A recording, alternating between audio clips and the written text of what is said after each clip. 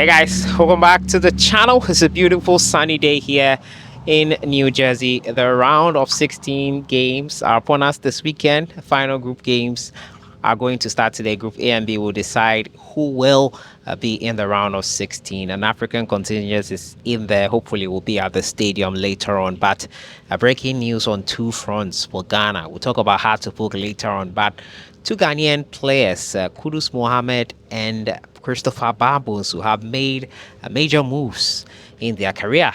We'll be looking at it. I'll not be doing this alone. Thank you so much for joining us again. Lukman, welcome. Thank you. I'm really enjoying it, I'm really enjoying this. That's good. That's good to know. Don't forget, guys, to subscribe if you haven't. Click on that notification bell to get more updates. We'll jump right into it. And first of all, before we look at the Club World Cup, the African side, and the final group games, the breaking news we got before we started shooting here is that Christopher Baah Bonsu is on his way to the Saudi Pro League, and he's going to join potentially Jerry Efriye. Your thoughts on that? How's that? Well, I mean, it was a huge surprise to me. But then you look at the source from which the story is being broke. It is a credible source. Yeah. And so it makes it quite surprising that a young player like Christopher Baah Bonsu is headed to the Middle East. Yeah. He's had a very good run with his club KRC Gang. Last season, he played over 30 games for them. We also saw him with the senior national team during the Unity Cup. He was one good. of the standout performers for the team, and he was even willing to give his all in upcoming games. And so to hear him leave Europe at 20 or 21, at the age of 20, is quite surprising. But then these are footballers. I mean, they make some of these decisions based on their current status. We don't really know the financial situation of him and then KRC Gang. That could be a huge factor. The money accepted was in the region of 15 million. Wow. So it's quite a huge sum for such a young player. And in cases like this, I mean, Genk bought him for 7 million euros from Strasbourg, the Norwegian club. And so exactly, they are making twice as much as they bought him, and so they will look at that as a profit. The player himself would also be looking at his wages, the monthly salaries that he will be getting from Al Qassia, which will definitely be a good amount of money. I mean, we all know the Saudi Pro League has become the new hub for a lot of players. Maybe they are headed to a point where they are not just only attracting players who are deemed to be headed towards the... You saw Duram has done it at the age of 21. Exactly, so. Duran has gone there. And you know the lifespan of a footballer, maximum 20 years. That's if you're at your peak. Exactly. The average is 10 years. Yeah, that's actually if you're able to maintain a long level of consistency. And so maybe he knows... he's looking into the future.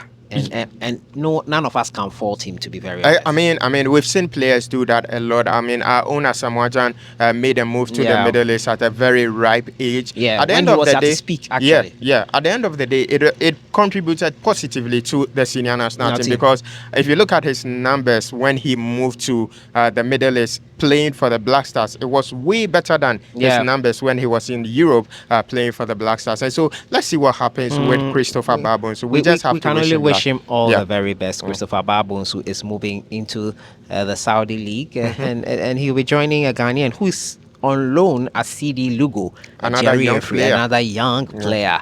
We can only wish him the very best. But let us know what you think in the comments box about that move by Christopher Baah Bonsu, one of the promising guys in the recent call-ups. He got his debut call-up, I think, in March, and he's moving into the Saudi Pro League. Some big money move there.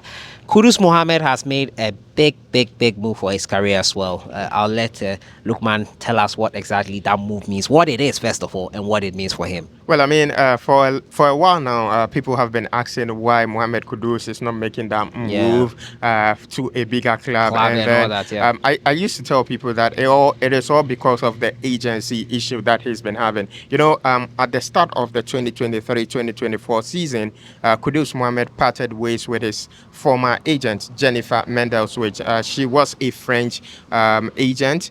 He parted ways with her at the start of the season.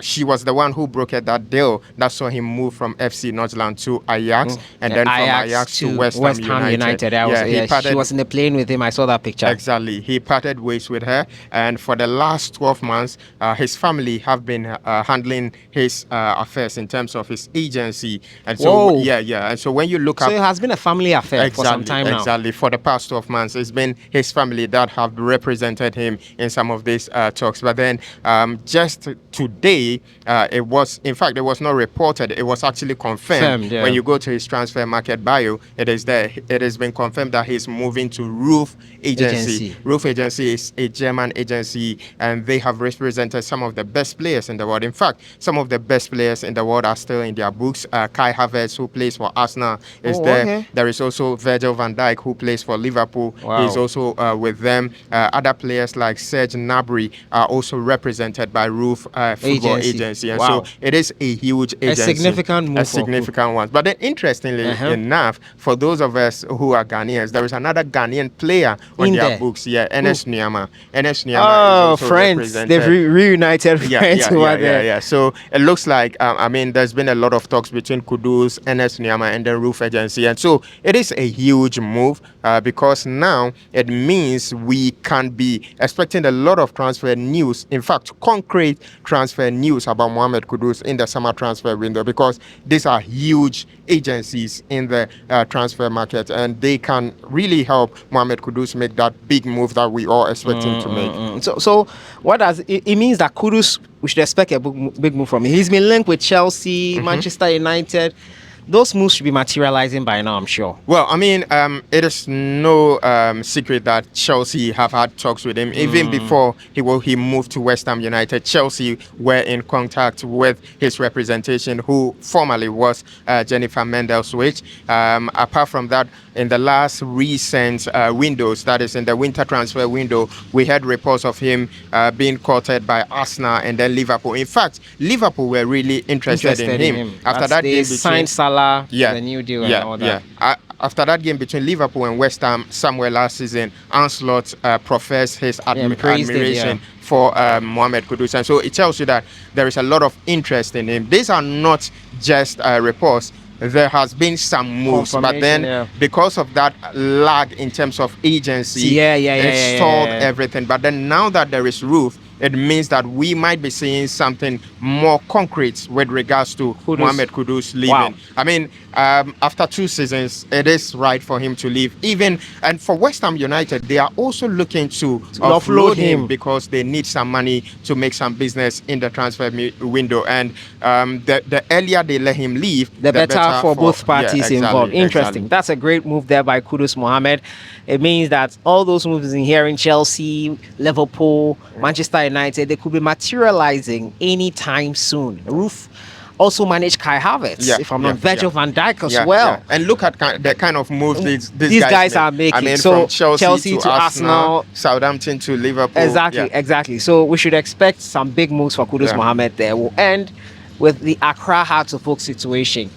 The Accra Hearts of Oak, if you've been following our social media, have been banned because they could not pay new Edubiase $70,000. Why are they owing Edubiase $70,000? Look, man, break it down for us. If you've been following the Ghana Premier League, Salim Adams actually joined Accra Hearts of Oak in 2021 after a very good campaign with New Edubiase.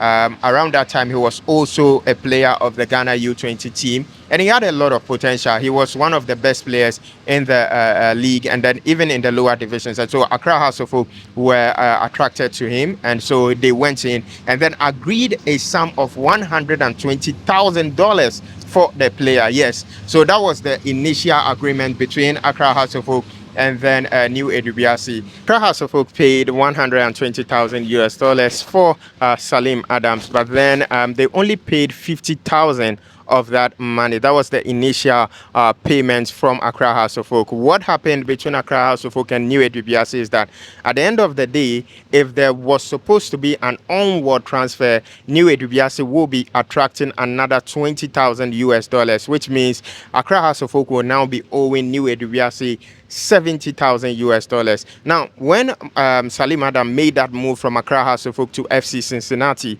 unfortunately, he wasn't able to get a deal. He spent a year on loan at the club, but then he didn't convince them enough to give him a permanent deal. If they had given him a permanent deal, Accra House of Oak will be getting around 1 million US dollars from the player, which means they could have easily settled the Salim Adams obligation that they had to deal with.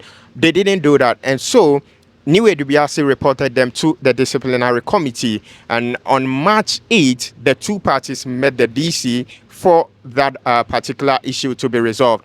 Accra House of Oak agreed to pay the rest of the 70,000 US dollars to New Edubiasi, but then they faulted, and so they had to pay a fine of 5,000 Ghana cedis, and then they were given 31st March 2025 to finish the payment of that money.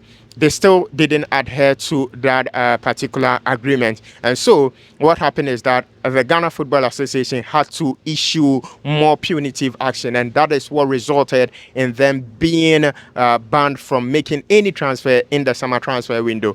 Until that, they would have to pay New Edubiasi 70,000 before they will be able to sign some new players in the transfer market. And already we know Accra House of Oak have been linked with several players. So what will happen is that they have to be able to do this before they sign any new player. Wow, that's quite interesting. Our clubs are a bit too reactive instead of being proactive on some of these matters. It's unfortunate, but this is where House of Oak find themselves, and they have to find a way to resolve it. Thank you so much for joining me, Lukman. Thank you so much for explaining it in depth.